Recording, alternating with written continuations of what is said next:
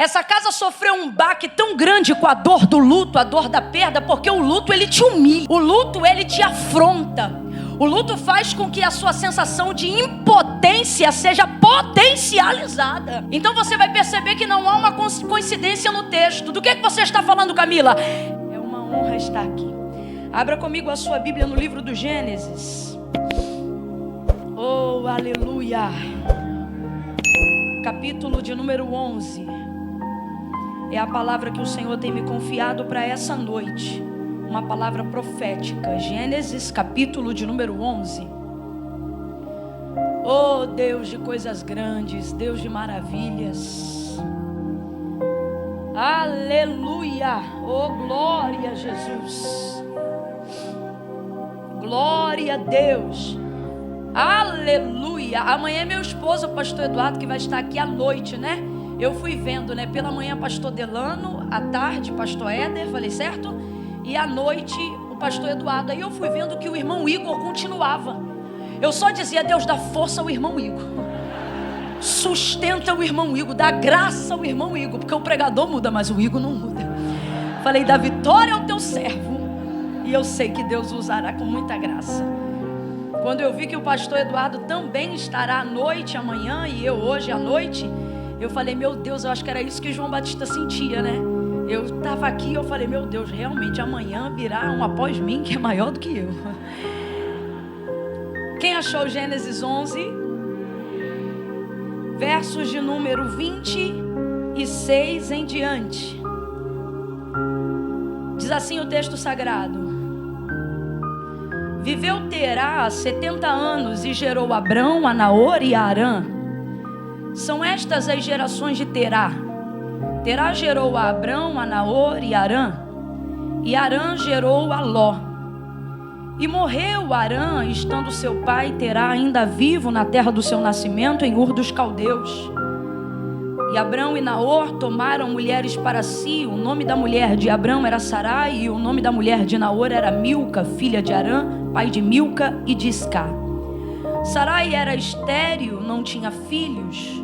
Tomou então Terá a Abrão, seu filho, e a Ló, filho de Arã, filho do seu filho, e a Sarai, sua nora, mulher de seu filho Abraão, e saiu com eles da terra de Ur dos Caldeus, para ir à terra de Canaã.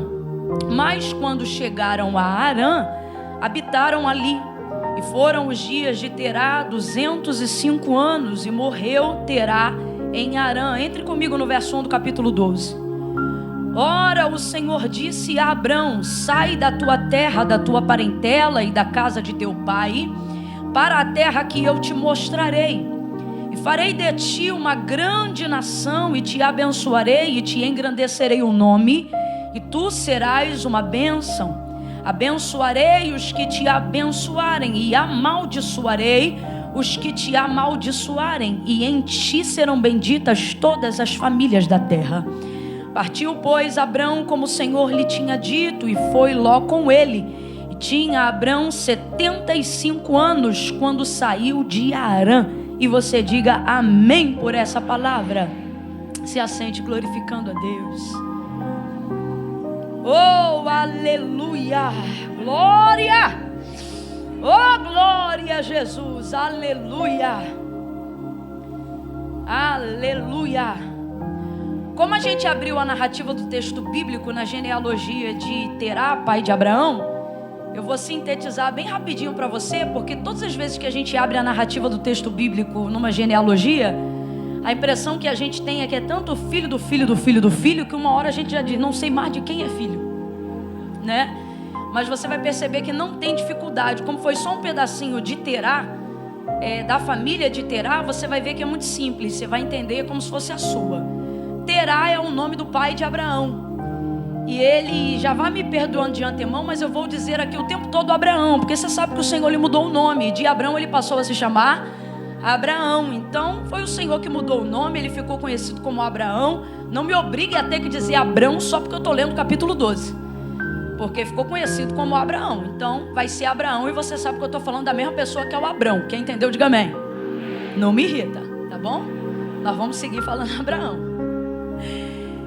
Terá era pai de Abraão, mas não só de Abraão. ele teve 3 filhos. Abraão era o primogênito, Naor era o segundo, o filho do meio, e o caçula, que era Arã. Então vamos lá, qual era o nome do pai de Abraão? Terá. Quantos filhos ele teve? O primogênito se chamava, o segundo e o caçula. E aí a narrativa vai trazer uma coisa tão triste, uma tragédia que vai acometer a casa de Terá. E a gente diz tragédia, mesmo não sabendo qual foi a causa da morte de Arã, o filho caçula, porque você vê que o texto faz questão de mencionar que Terá enterrou seu filho Arã, ou seja, sendo seu pai ainda vivo, para poder mostrar o tamanho do peso daquilo que está acontecendo. E é por isso que nós chamamos de tragédia, independente de qual foi a causa da morte, porque cronologicamente falando, isso é como se fosse um atentado contra a vida. É muito triste sepultar pai, mãe, mas é a ordem cronológica natural da vida, que os filhos sepultem os seus pais, por mais triste que isso seja. Porém, é totalmente ao avesso, né? Choca, faz com que o luto seja quase que insuperável, insuportável, quando essa lei da vida é trocada, onde pais passam a sepultar os seus filhos. Infelizmente, a gente atravessou aí alguns anos, né? Estamos entrando no 2º ano, né? Em que, infelizmente, essa cena se repetiu algumas vezes. A ordem cronológica da vida foi alterada e por isso nós chamamos de tragédia, não importa por qual fato ou por qual motivo. Esse luto devastador entrou na casa de Terá, pai de Abraão. E Arã, apesar de ser o filho caçula, ele era o filho mais frutífero, o que apresentou mais fecundidade logo no início, porque ele era o caçula, mas foi ele que deu o neto primogênito para Terá. Foi o primeiro a gerar filhos dentro da casa. Então perceba os laços de amor. Normalmente o filho caçula, ele já tem uma forma de tratamento diferenciada do pai e da mãe. E isso não tem nada a ver com amor. Deixa eu explicar isso aqui, porque vai ver, Deus vai curar alguém agora. Aquela impressão, né, de que você ama mais o caçula do que me ama. Lá em casa, por exemplo, nós somos 3, exatamente como era na casa de Terá. E eu sou a do meio, tem a Larissa, que é a caçula, e a Elaine, que é a minha irmã mais velha. A Elaine, por exemplo, recebeu um tipo de tratamento da minha mãe e do meu pai que já não foi o mesmo tratamento que eu recebi. E isso não tem a ver com amor, tem a ver com a forma de se relacionar. Por quê? Porque normalmente o filho mais velho é cobaia da maternidade e da paternidade. Quando nasce o filho mais velho é que nasce o pai e a mãe. É ali que eles vão aprender a se relacionar. Então, obviamente, o pai e a mãe também terão um nível de construção de relacionamento com o filho que nenhum outro filho desfrutará, assim como cada filho. E talvez você pense assim, mas Camila, e quem tem muitos filhos? Irmão, não tem esse negócio de ter muitos filhos. Cada filho é único. Todo filho é único na sua forma de ser. Eu já sou a do meio e não recebi o mesmo coro que minha irmã Elaine recebia. Minha mãe era mais nova, mais estressada, ainda estava aprendendo. Comigo a coisa foi um pouco mais equilibrada. Agora a caçula, quem reclamava já era eu. Eu dizia, mãe, de vez em quando eu chegava lá, via ela falando alguma coisa. Eu dizia, já está podendo falar assim com a senhora? Porque na minha época eu não podia não, né? Aquela coisa de caçula e tal.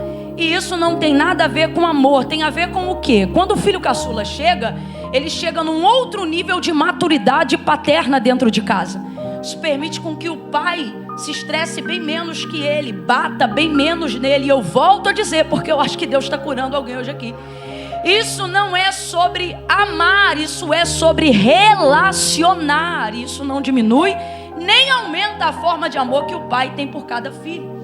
Então, fora esses laços de misericórdia, de maturidade, de crescimento que Terá vai desenvolvendo com Arã, Arã ainda acrescenta na casa, trazendo a memória de um neto primogênito. Então pense, toda casa que já foi abençoada com uma criança, né? Sobretudo aqueles que já podem ser chamados de vô, de vó, sabem com perfeição do que eu estou falando. Minha mãe, por exemplo, é vó.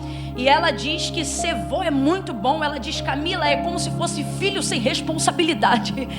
Eu digo, é mesmo, mãe? Ela diz, então vigia, porque eles querem estragar intencionalmente.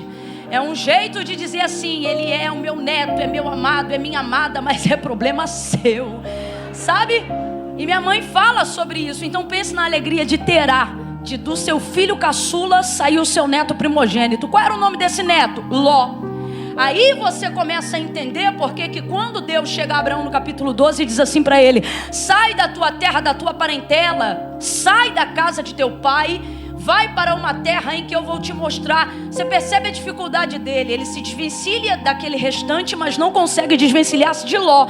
Aí quando você sobe um pouco mais aqui na genealogia onde a gente viu, aí você começa a entender porque quando Arã morre, o pai de Abraão, que é Terá, vai estender paternidade sobre Ló, que é o que acontece quando um pai perde um filho que deixou um neto. Aquele neto vai ser criado pelo avô, mas não vai ser criado como neto, vai ser criado como filho. Foi o que aconteceu com Ló. Ele foi criado como filho por Terá e Abraão viu aquilo acontecendo dentro da sua casa. Terá perdeu seu filho, Abraão perdeu o seu irmão. Essa casa sofreu um baque tão grande com a dor do luto, a dor da perda, porque o luto ele te humilha. O luto ele te afronta. O luto faz com que a sua sensação de impotência seja potencializada. Então você vai perceber que não há uma coincidência no texto. Do que você está falando, Camila? É Arã morrer, é Terá dizer: vamos embora daqui. Imediatamente. Por quê? Porque ele não quer ficar no lugar que ativa a memória da sua dor. Ali está a construção das suas lembranças, ali está a construção da sua família. Não há absolutamente nenhum cantinho que ele olhe que ele não tenha uma lembrança e uma memória, seja de Arã, seja do nascimento do seu neto, seja da construção do seu relacionamento com o seu filho. Então ele entende que aquela família pode subsistir, sobreviver, superar em outro lugar e construir novas lembranças, não para esquecer as velhas, mas para não ser afetado pela memória da sua dor. Ninguém aqui pode criticar Terá. Isso aqui não é sobre superar, é sobre fazer o necessário para sobreviver. E nisto aqui Deus já está trazendo aplicação na vida de alguém que está passando por um nível de dor insuportável, seja a tragédia de um luto, ou seja uma traição, uma decepção, uma difamação, qualquer coisa que espete, que catuque, que ative a memória da sua dor. O que Deus está dizendo? Muitas pessoas não conseguem viver uma nova etapa, inaugurar um novo ciclo, romper com o passado que tentou lhe desgraçar, porque elas estão tão motivadas pelo seu próprio ego. Em que, Camila? Em mostrar que elas superaram, que elas rompem a etapa principal de quem de verdade quer superar, que é o que? Não é superar, é sobreviver. Primeiro você sobrevive. Para com essa visão absurda de querer mostrar para as pessoas que não está doendo, de querer mostrar para as pessoas que não te afetou, de querer mostrar para as pessoas que isso não te mudou, de querer mostrar para as pessoas que isso não mexeu com você, que isso não mexeu com a tua mente, que isso não mexeu com a sua cabeça. A humildade do patriarca dessa família me impressiona. Ele admite que o lugar que ele cresceu, criou os filhos, esse território é dele, essa terra é dele, o gado é dele, as ovelhas são dele, a tenda é dele, os funcionários são dele, as lembranças são dele, as memórias são deles, mas ele não se preocupa em dar-se por vencido na área da dor. Aquilo que você não pode superar é porque ainda não é tempo de você superar. Então, Camila, como é que eu vou superar? Você não supera, primeiro você sobrevive. Terá, sai de lá. Ele sai de lá imediatamente. Olha para quem está do teu lado e diga: não é coincidência. Não é coincidência. Não é coincidência que desde determinados acontecimentos você não consegue orar como antes. Não é coincidência de que desde que determinadas coisas aconteceram, você não consegue se consagrar como antes. Não é coincidência que desde coisas que aconteceram, você já não se relaciona com Deus como antes. E você quer dar uma de que está tudo bem, porque você tem que mostrar que superou. Afinal você é crente, afinal você é cristão, afinal você é macho, afinal você é mulher de Deus. E Deus está dizendo: esse seu ego não vai te ajudar em nada. Enquanto você não mostra que sobreviver é prioridade, superar se torna algo leviano, passageiro. Você não consegue. Não consegue. Existem coisas que você só vai vencer depois que admitir que por um tempo foi vencido por elas. E isso que eu estou falando é contrária a esta pregação triunfalista que as pessoas querem lançar no meio do cristianismo. Isso parece que afronta a gente. Não, eu não sinto dor. Não, eu não fico deprimido. Não, eu não vou tomar remédio tarja preta. Não, eu não vou para psicólogo. Não, eu não vou para psicanalista. E Deus está dizendo, se você estivesse dedicando o teu tempo para sobreviver, eu ia te mostrar como superar. Mas enquanto você se dedica ao ego da superação, você não sai do lugar que ativa a memória da sua dor. Continua doendo, continua espetando, continua machucando. Olha para mim que eu vou falar rasgado. Quem tem ouvidos ouça. Deus está dizendo, eu estou utilizando algumas coisas na tua vida para te humilhar, para te apertar. E o único jeito de você superar é tentando sobreviver. Paulo por 3 vezes vai orar ao Senhor e ele vai dizer, isso aqui é campanha, irmão. Paulo orando 3 vezes pelo mesmo assunto é campanha. É campanha porque Deus ouve ele assim, ó. Aí ele diz, ó, tem um espinho na carne e um mensageiro de Satanás que de tempo em tempo vem me esbofetear. E Deus nada. Por quê? Porque Paulo está orando porque ele quer superar. Alguém ensinou pra gente que a oração só leva a gente a superar.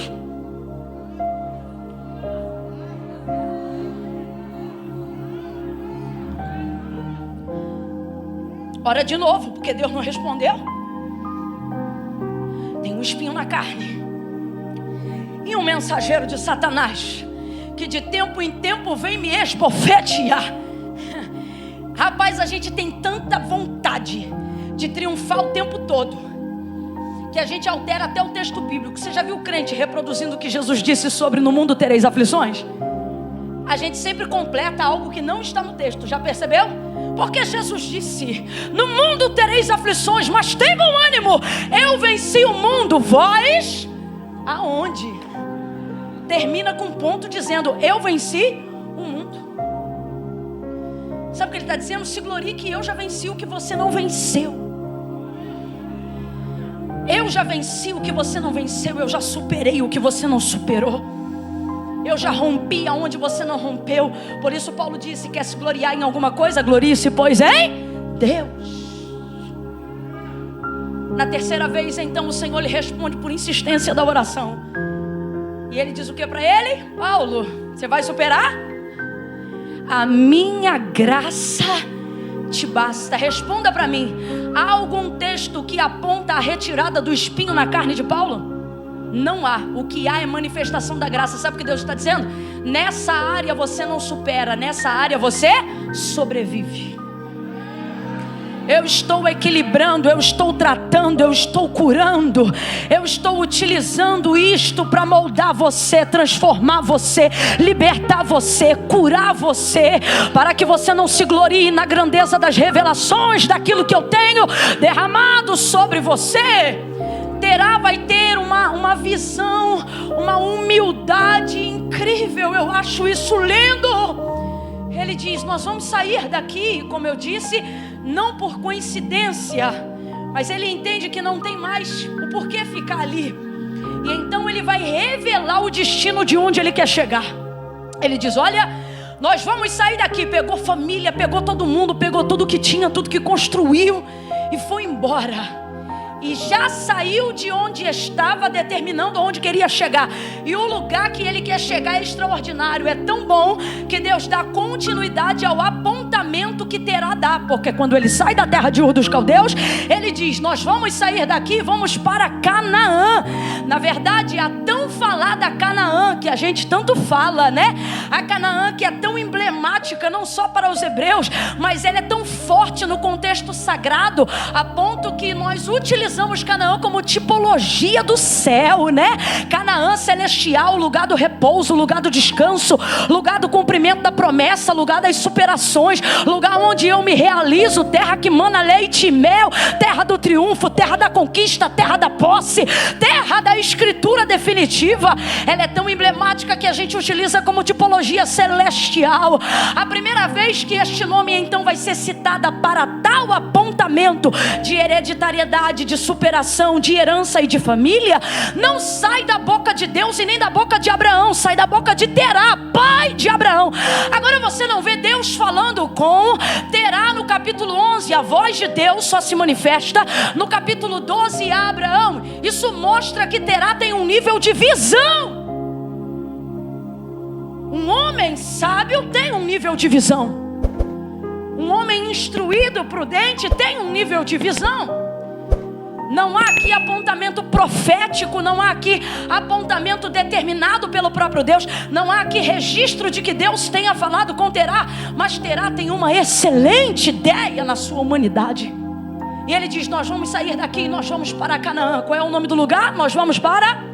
Vem, igreja, nós vamos para Canaã. Agora perceba, ele sabe aonde ele está, sabe por que quer sair e sabe aonde ele quer chegar. São os 3 passos principais para quem quer chegar no seu destino. Você precisa saber aonde você está. Segundo, você precisa saber o porquê você quer sair. E o terceiro, você não pode sair antes de saber aonde você quer chegar. Primeira coisa que Terá vai fazer, ele vai reconhecer aonde ele está. Quem aqui tem aplicativo de mapeamento? Waze, Google Maps, qualquer coisa desse tipo? Vocês têm? Vocês têm? Hoje em dia a gente não chega mais a lugar nenhum no boca a boca, fala a verdade. É aplicativo, colocou ali um endereço e dá certo ou não dá? Dá certo ou não dá? Eu nunca vi alguém desobedecer o Waze e chegar na hora certa. Dá certo, dá uns caminhos doidos, mas dá certo.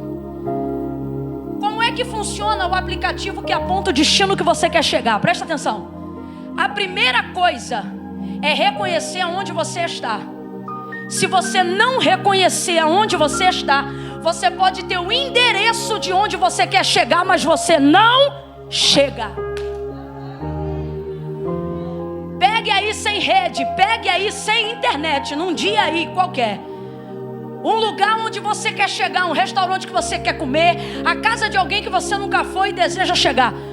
Pegue o endereço, coloque completo, nome da rua, número da casa, confirme o bairro. Se não tiver internet para reconhecer o lugar que você está, ele traça a rota de chegada. Mesmo que você tenha botado o endereço certo, ou seja, você sabe aonde você quer, mas se ele não reconhecer aonde você está, ele não traça a rota. Alguém aqui está entendendo o que Deus está dizendo? Você fica tão preocupado em olhar para lá.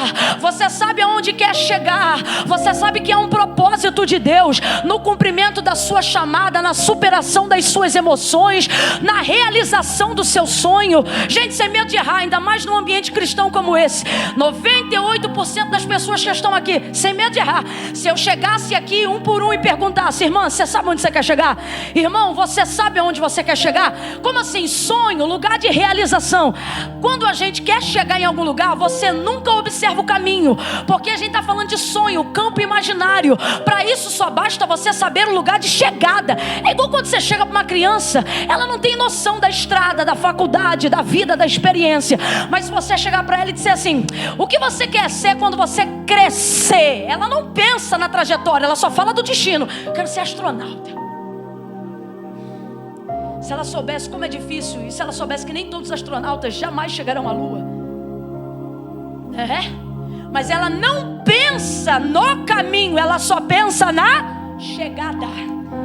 Isso é o que possibilita sonhos. E sonhos são o primeiro passo para quem quer viver realizações. Quem não sonha não realiza nunca. Quem não sonha não realiza nada. Por que quando a gente chega numa comunidade carente vai cuidar de criança?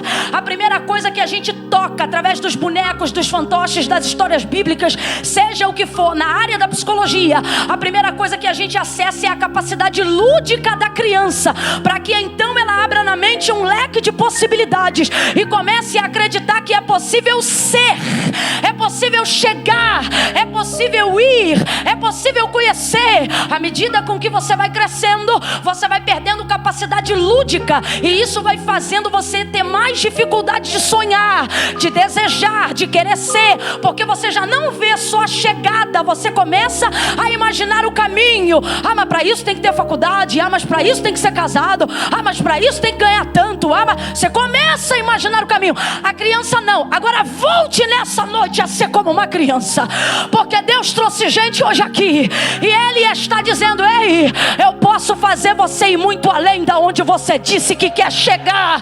Mas a primeira coisa que você precisa fazer é reconhecer aonde você está.